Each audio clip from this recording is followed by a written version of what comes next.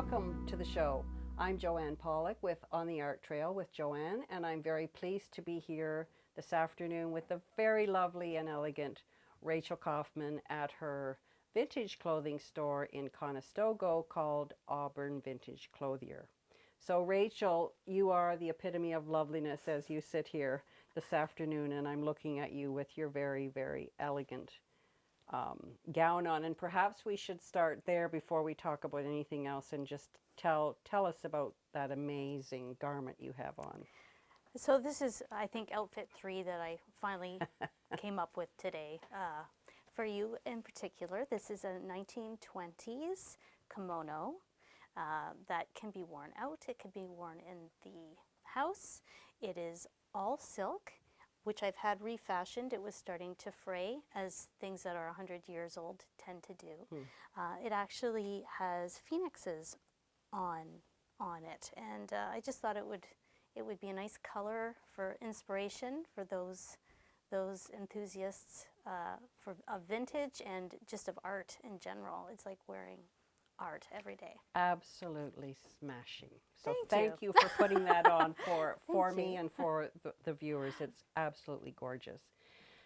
So here we are in your own shop, which you have the vision, you have the brains, you have the whole idea of putting this fabulous shop together in a small village outside of Kitchener. And of course, the obvious question to ask you is, how in the world did you end up doing something like this? Well, I guess it's been a process. I've always loved vintage ever since I was a little girl. Dressing up, pretty dresses, you know, where I could just use my imagination and go off into another world. I have a theater background as well, so I had a costume closet of my own, actually, that I had set aside for if I ever directed or was part of a show.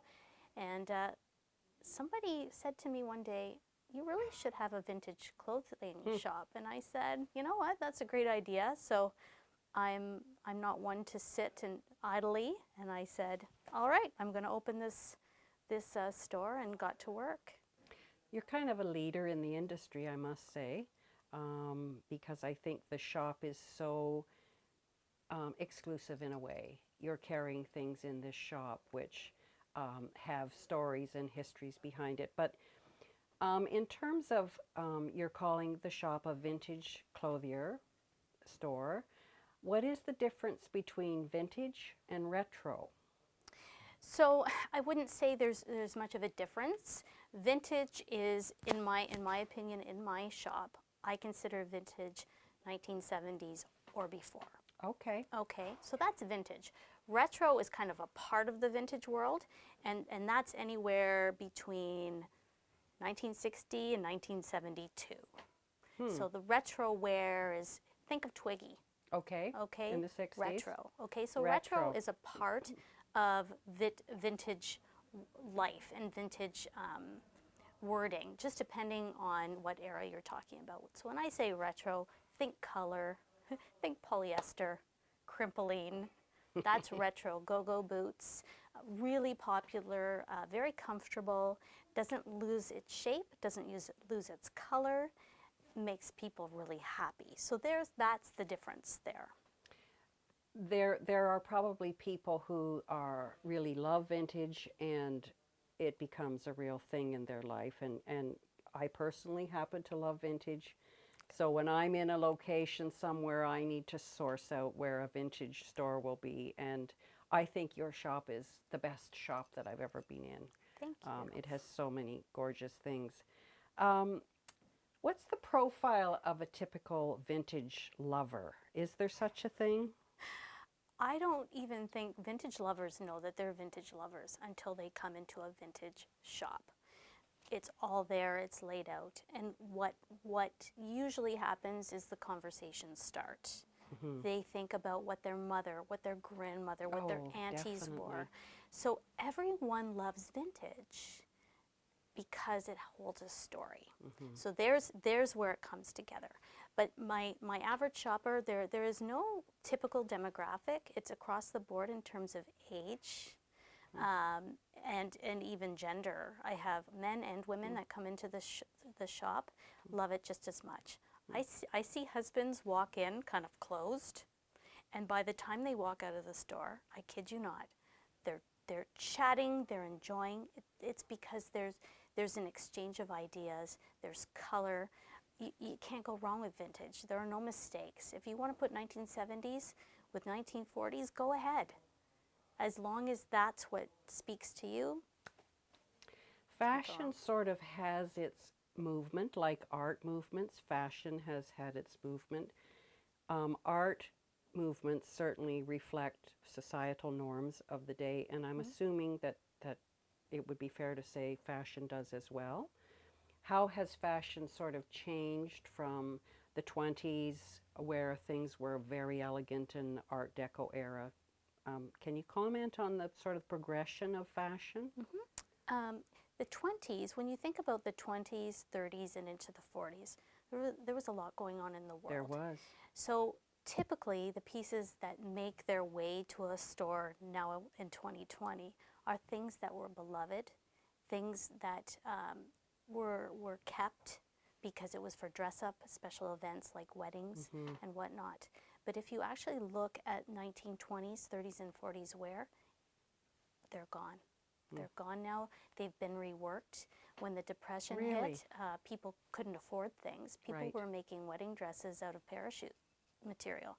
So if somebody had money in that era, then yes, very ornate and beautiful. But for the average person, those clothes were sometimes passed down or reworked to suit whatever the fashion was of that time. So I'm very fortunate to have some of those beautiful pieces, much like this, that was cherished and actually held on to for so long. But when you're getting into the 20s or even beforehand, you're looking at more of an antique piece or a piece of art. And then generally speaking, as things progressed, of course, the 60s, like I said before, those pieces were made with materials that were much more durable. Right. The women's movement, women were going out to work. They weren't at home, so the house dress was kind of forgotten after the 50s and into the 60s. Women were out working very much so in the 70s. I have much more workwear, suits and blouses from the 70s, and of course the 80s, the big shoulder pads, I remember. the peplum. So again, it was very reflective, particularly in women's fashion, where women were at that time. If you think about the 40s, women were working. We're going to take a short break, Rachel, and we're going to come right back, and we're going to talk about some fabulous fashion designers in history. So we'll be back in a minute.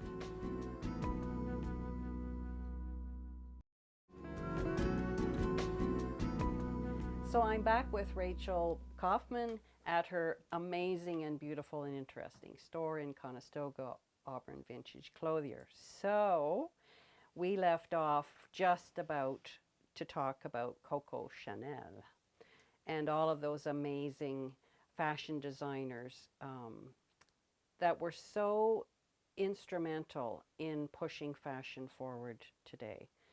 So Coco Chanel was the woman that got women into pants. And, you know, who's your favorite fashion designer? Or do you have one? Everyone.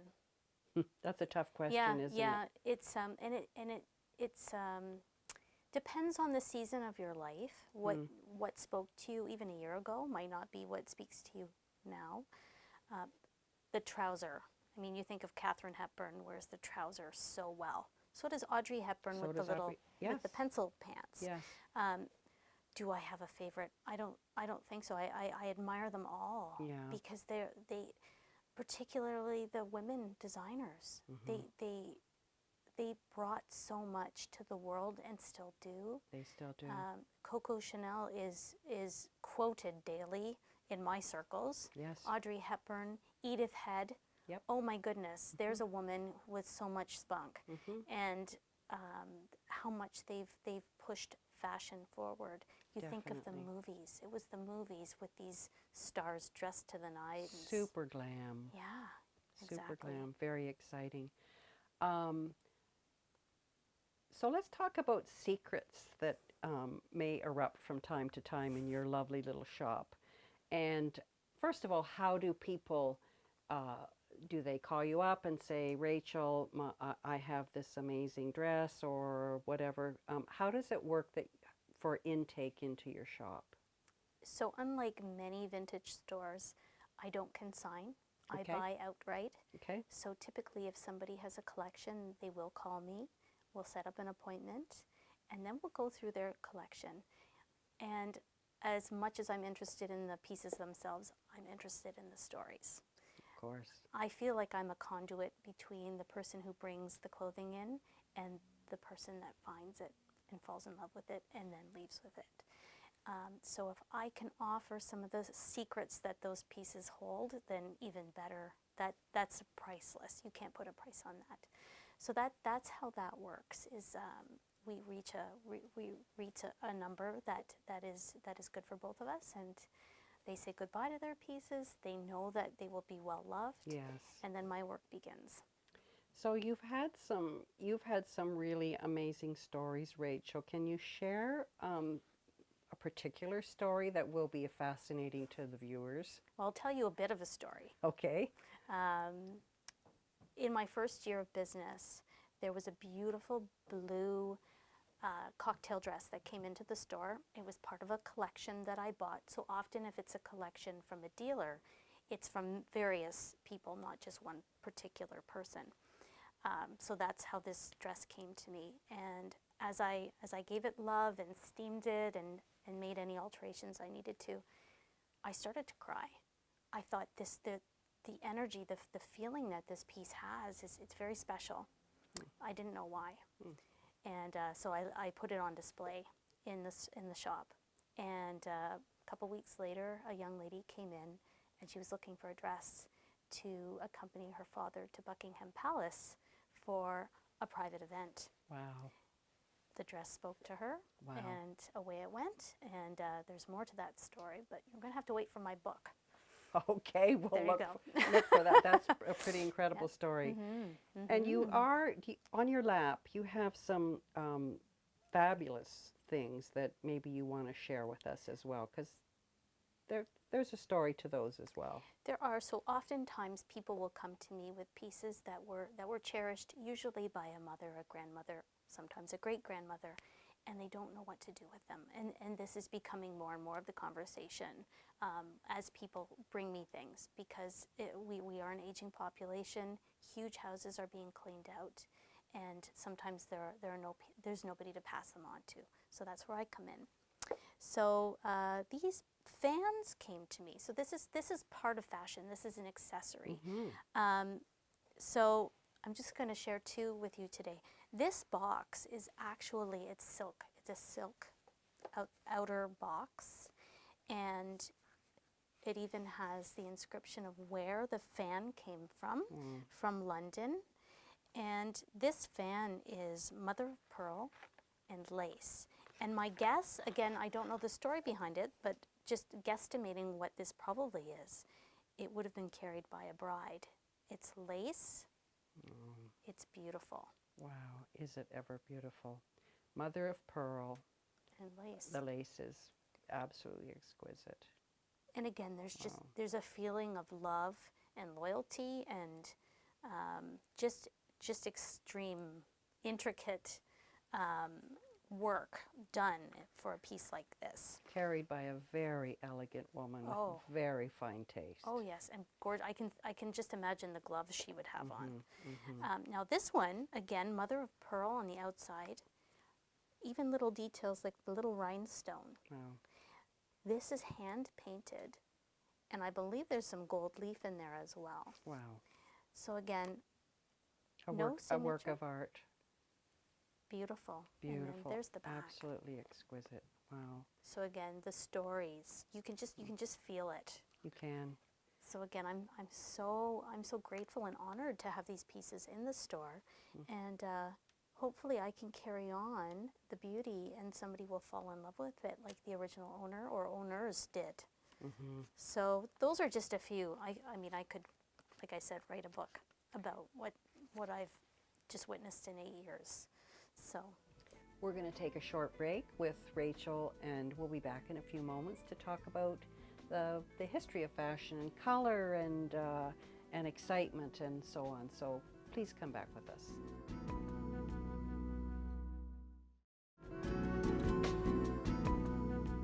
Welcome back. I'm here with the lovely Rachel Kaufman at her exquisite shop in Conestoga called Auburn Vintage Clothiers.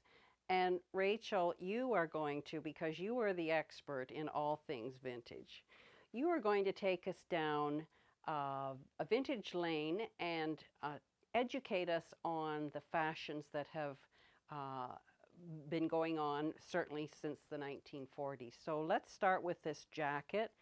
So the 40s was all about the fitted skirt suits, and these had to be durable. So again, it's a very lovely lined, everything's lined, wool fabric, wool blend fabric, and things that you can look for 1940s in particular are things like these gorgeous pockets.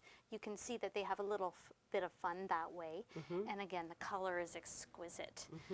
So definitely a 40s silhouette. Anything 40s is very fitted.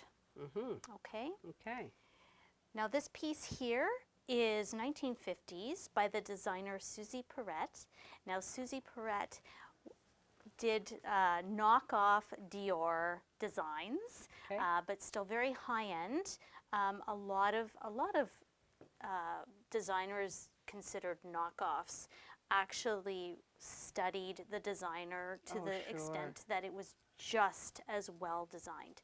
So this comes from New York, and again, she's known for the fitted waist and the large skirts. And look at the scalloping here. Oh my gosh, it's gorgeous and emulated here as well.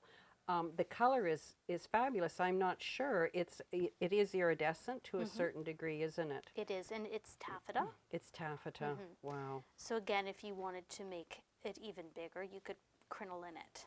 And then when we get into the 60s, we're getting into a lot of color. So let's go. Here we are. Pop art for sure, geometrics, color. So let's talk about this piece. Yeah, so again, picture this with go-go boots. Oh yeah. Right? The hairband. The beehive hairdos. Exactly. The funky glasses. Great eye makeup. Yep. And again, it's really well made. This is definitely like wearing art. Most definitely. Yes. Very reflective of the 60s, for sure. Yes. A very exciting era in fashion, and quite a stark contrast from the 50s. Exactly. And, you know, here, although this is elegant, this is quite a leap forward. You see things relaxing a little bit. Absolutely. And again, this is 60s as well.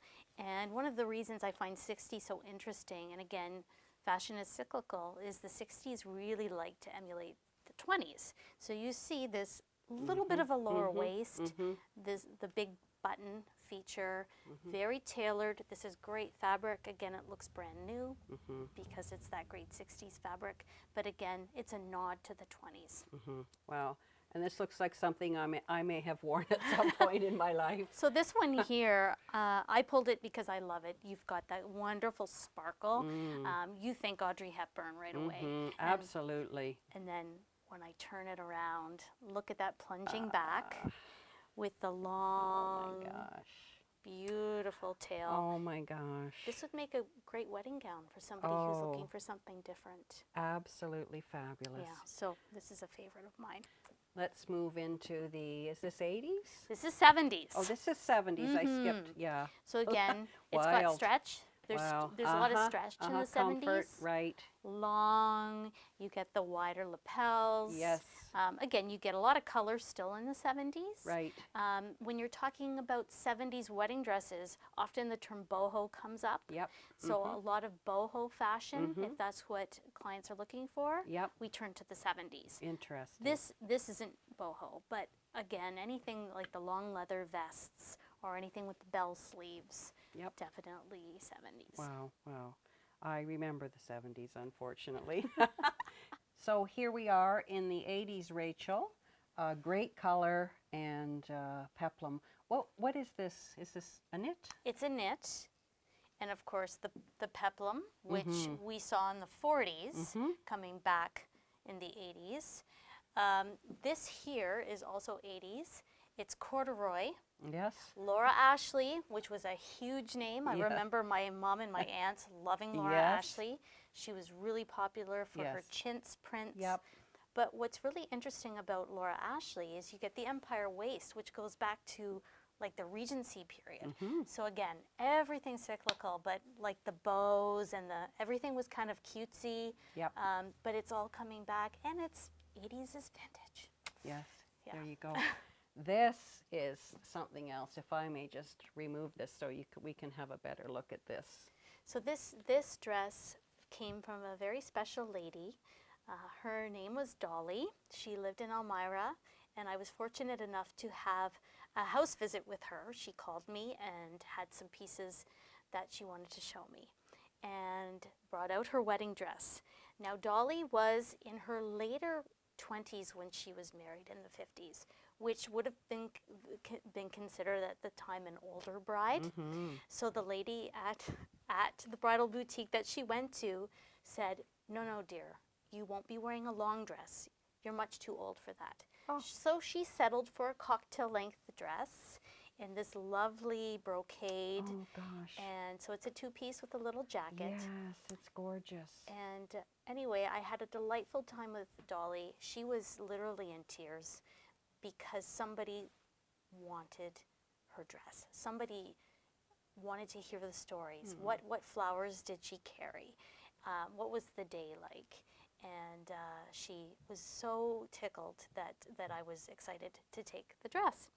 So just a couple weeks ago, her friend came in and told me that Dolly has passed away.